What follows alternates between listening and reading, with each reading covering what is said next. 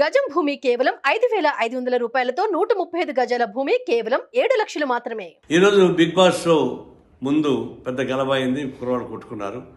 దానికి కేసులు పెడతామని చెప్పి సజ్జన లాంటి వాళ్ళు వచ్చి ఆర్టీసీ బస్సులు చెడగొడతామని కేసులు పెడతా ఉన్నారు. నేను సూటిగా అడిగేది ఏంటంటే, ఆ బిగ్ బాస్ షో అనేది ఒక అరాచకమైనటువంటి షో.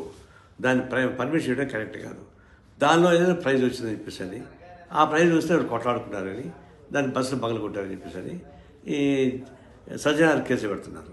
నేను సూటిగా అడుగుతున్నా, మీరు సైబర్ కమిషనర్గా ఉన్నప్పుడు నేనే వచ్చి ఈ బిగ్ బాస్ అనేది ఒక క్రైమ్, ఇది దాని మీద యాక్షన్ తీసుకుంటానని పెడితే 3 రోజులు పెట్టుకొని నేను చేయలేను, మీరు కోర్టుకు పోండి అన్నారు. నేను కింది కోర్టుకు పోతే కింది కోర్టులు కొట్టేసి పై కోర్టుకు పోమన్నారు. పై కోర్టుకు పోతే జిల్లా కోర్టు, రాష్ట్ర కోర్టుకు పోమన్నారు.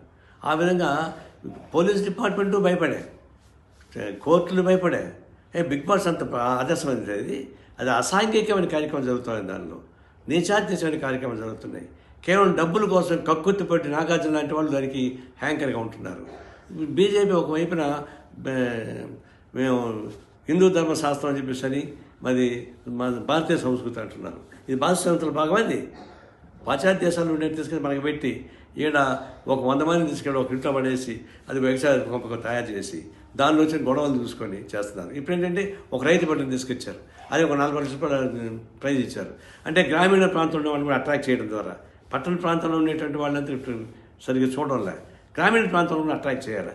అందువల్ల ఈ రైతు పంటను తీసుకొచ్చి ఒక ప్రైజ్ ఇచ్చి ఇంటికి ఇచ్చారు, బయట కొట్లాట పెట్టారు, తాము తనుకోసం అన్నట్టుగా. ఇది దీనికి అంతా కారణం బిగ్ బాస్ షో చేసేటువంటి నాటకం. గ్రామీణ ప్రాంతంలో ప్రజానీకాన్ని కూడా వ్యూవర్స్గా తీసుకోవడానికి కొట్టదప్ప కొట్టి కాదు. దీన్ని తక్షణం బ్యాన్ చేయించి కోరుతా ఉన్నాను.